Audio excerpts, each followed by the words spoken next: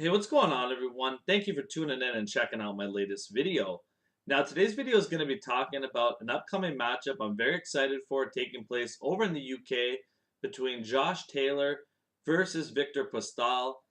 And when I look at this matchup, this is by far going to be the toughest test, in my opinion, of Josh Taylor's young career. Of course, he had that big domestic clash versus Ohara Davies. A lot of people picked Taylor to lose that fight that I was seeing online. Taylor absolutely smashed Ohara Davies. And if you've been following my channel, you know that I've talked about Josh Taylor quite a bit. And I did a profile video on him before many other boxing outlets spoke about him at all. So he's been a fighter on my radar for a very long time, who I've been watching since his fourth pro fight. So with no further ado, let's get right into this video and talk about both of these fighters. Now let's first start off with Viktor Postol and what he brings to the table in this fight. Looking at Viktor Postol, extensive amateur background from the Ukraine, and style-wise, he reminds me of Vladimir Klitschko, the way he throws that jab and right hand. He likes to fight on the outside, and he's very methodical in the way he presses fighters. He likes to pick his shots. He likes to set the pace, kind of a slower pace, I would say. His biggest power punch would be his straight right hand. And also at times an effective weapon that he doesn't use enough is he has a decent left hook to the body as well. So Postol, well-skilled fighter. He's got amateur pedigree behind him. And he's coming off, he got absolutely destroyed by Terence Crawford. That was a fight that a lot of people were thinking was a 50-50 fight. And I thought Postol would have a better showing than he did. But Terence Crawford is a special fighter. So you can't take much away from Postol. I mean, he went up against Terence Crawford, who was amazing talent, right? So, going to be an interesting fight, though, between him and Josh Taylor. Now, let's talk about Josh Taylor and what he brings this matchup. Josh Taylor, he has incredible boxing IQ. What always stood out to me when I first watched him fight was his balance, his defense. He gives you some movement. He dips under shots. The way he feints to the head and body. Combinations that he throws to the body are vicious. Sets things up perfectly. And when he hits you to the body, he is a true specialist as a body puncher, one of the very best in the sport. He uses his jab, his straight left. Also, he'll give you a lot of different punches, like I was saying, kind of mixes things up beautifully. He uses uppercuts as well, hand speed. So he's really the complete package, in my opinion. Style-wise, he reminds me a lot of Terence Crawford if you've never seen Josh Taylor fight. And he's a guy I think that has flown under the radar due to him being over in the UK, especially in North America. This is an extreme talent, and I would say if I was to list for you guys the top three talents in the sport of boxing upcoming, Josh Taylor would probably, in my opinion, be number one or two easily. So when I look at this fight, let's talk about some advantages that both of these guys have over one another. Viktor Postol's advantages in this fight, he's fought the better competition of the two. He's fought guys like Terence Crawford.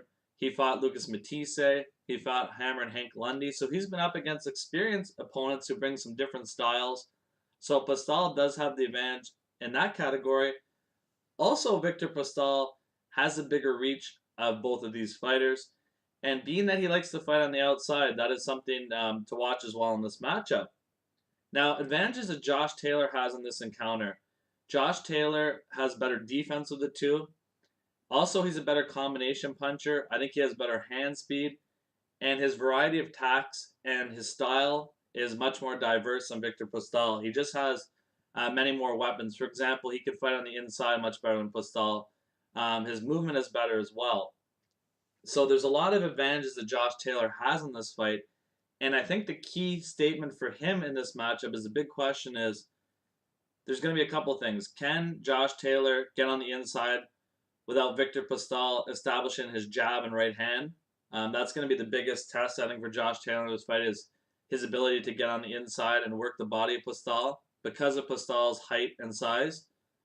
And also, the other thing is, what kind of statement is Josh Taylor going to make in this fight?